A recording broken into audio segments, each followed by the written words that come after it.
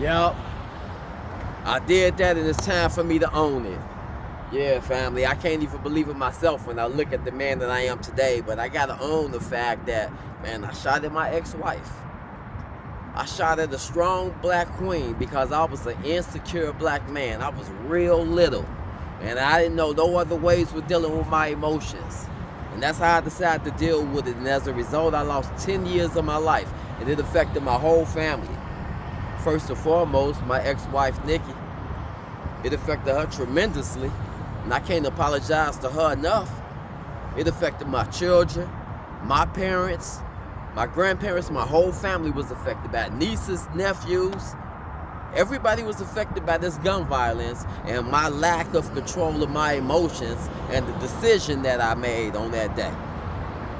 When I tell you it was the most shameful, the most hurtful day of my life, I mean the littlest day of my life, I felt so small. Please believe me, family. Please believe me. And I live with this shame and this guilt. Family, I'm just learning how to live, how to minimize and live without the shame and the guilt of that. Yo, I remember when it happened. I really thought it was over. I went to Cook County. I stayed there for 3 years, fighting the case all the time. My mom was already locked up at the White serving a 60-year sentence. She corresponded with me trying to keep me up. Man, my mom feeling like it's her fault. Son, I failed you, I let you down. No, that ain't nobody's fault but mine. So when I was locked up, I had to do some soul searching. For the first couple of years, I was still mad at my ex-wife. Man, she was with that dude and she made me do what and no, she didn't. It ain't had nothing to do with that. This video ain't even about that. It's about me and my accountability, and I hope I'm talking to somebody today, because I know it's somebody that came home from prison, whether it was 10 years ago or yesterday, somebody that probably ain't never went to prison, or somebody that was offended by somebody, who was locked up or haven't been incarcerated before, and you living with this on a day-to-day basis, and it affects you. It affects your worth. It affects your value. I know. Along with the collateral consequences that come from being incarcerated, I know how I feel when I sit inside rooms sometimes, knowing that I had that on my back. But I'm so thankful for the Creator, that He was able to walk me through that.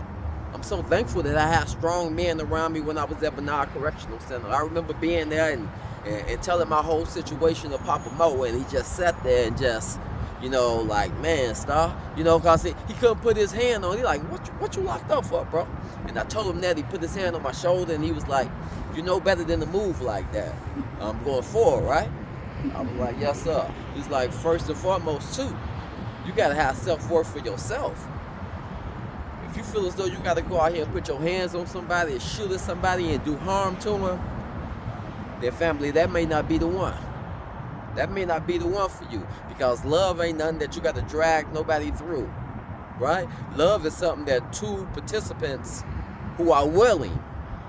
willing participants walk hand in hand, and that's something that I had to learn.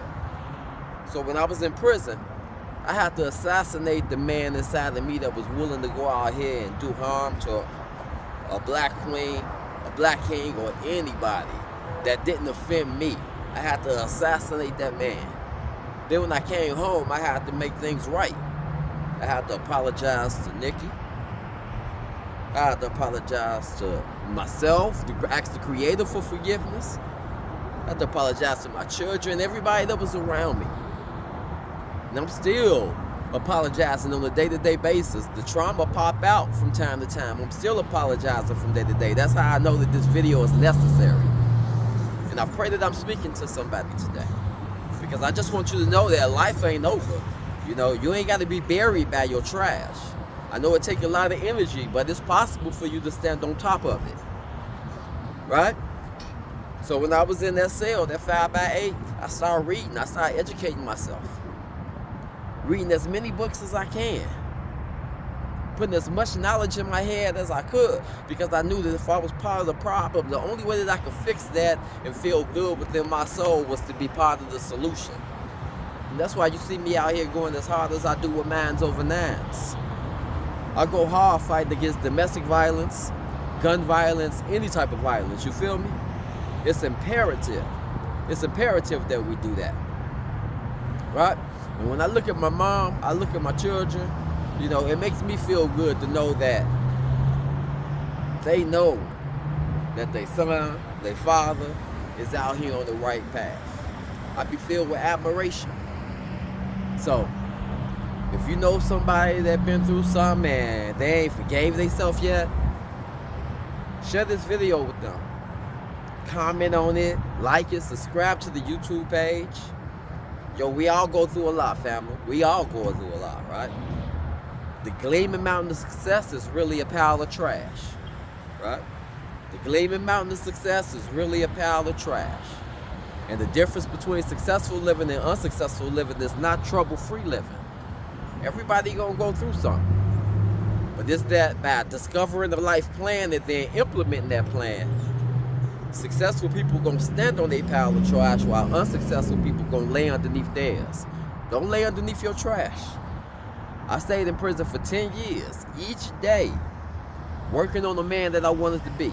I knew I wanted to come home and spread this message to as many young kings and queens as possible because I almost threw my whole life away.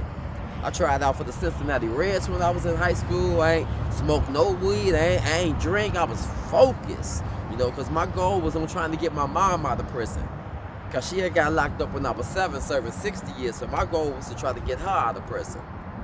And when I failed at that, I felt like a failure all the way around. And then when I jumped into a relationship, it was only after I got older and started getting knowledge that I knew that I was old enough for the physical act, but I wasn't old enough for the emotional stableness that goes to having a relationship. I had never seen one before that worked. So relationships are important, family. The way we move, the way we communicate with each other is very important.